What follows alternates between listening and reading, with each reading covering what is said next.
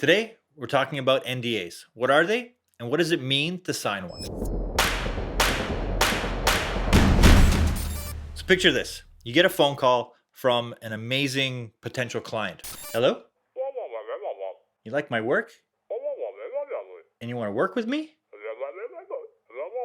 Just have to sign an NDA? Yeah, no problem. They say they love your work and they want to work with you. But all you have to do is sign an NDA before they can share anything with you. And then they send you the NDA. NDA is a non-disclosure agreement, or as I call it sometimes, never discuss anything. Signing an NDA is both great and terrible at the same time. A 15-page legal document which outlines detail by detail how you can't share this project, how you can't share the information, how you can't reference it, how you can't use it in your reel, how you can't discuss it with your colleagues, how you can't share it socially, and just goes on and on and on. You finish a project, it gets released out of the wild. You can talk about it. It's a great experience. You can share it. You can reference it. You can put it in your reel if you get permission. But other times, I've worked on projects where I can't talk about it, even to this day. So let me give you an example. Over the last 3.5 years, I have worked with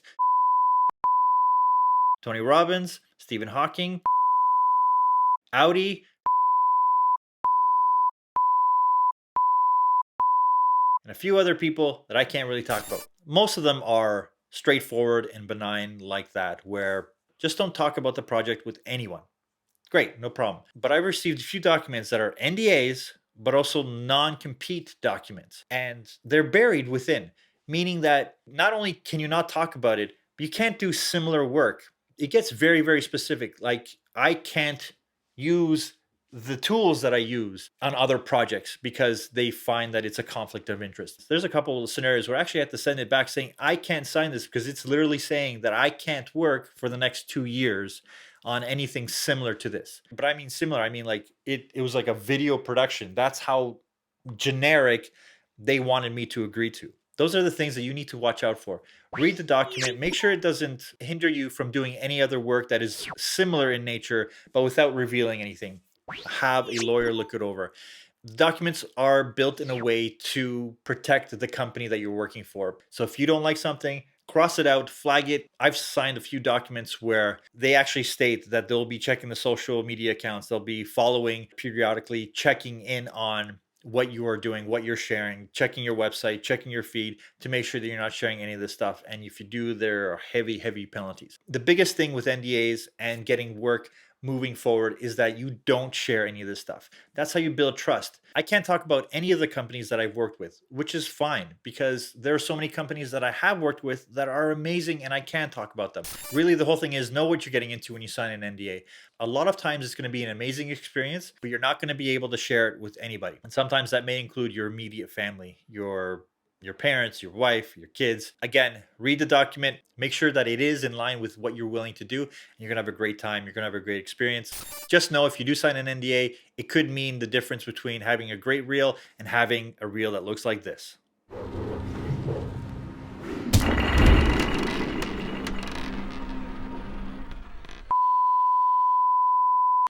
And that's been the last 3.5 years of my life. I have this really big gap in my work.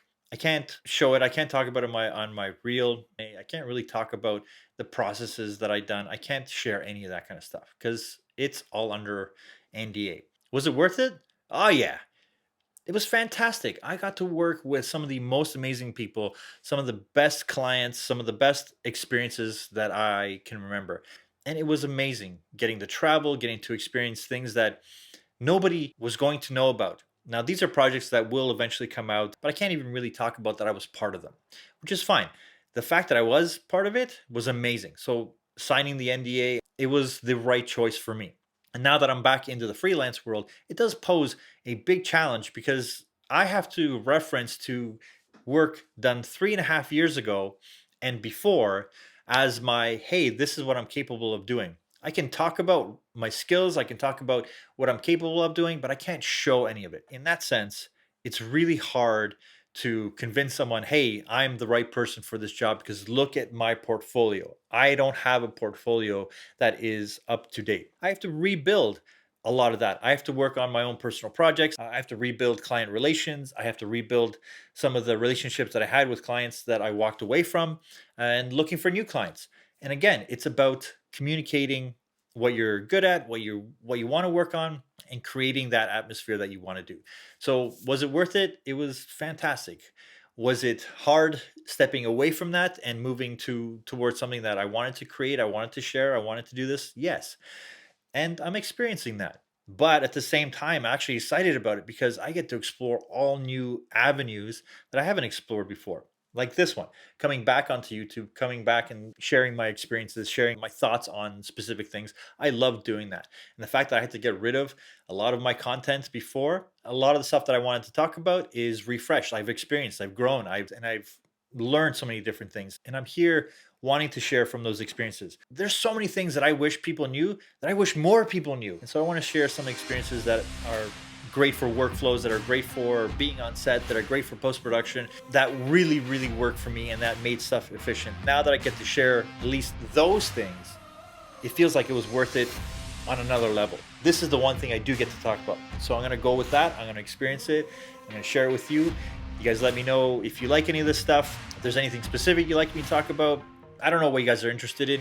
I know what I'm interested in, and I want to share those experiences with you.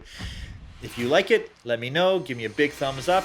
If there's any techniques in pre-production, production, or post-production, let me know. Right now, I'm glad to be back. I'm glad to be sharing this. I'm glad to be sharing my experiences. I'm having fun. I'll talk to you guys soon. Bye for now.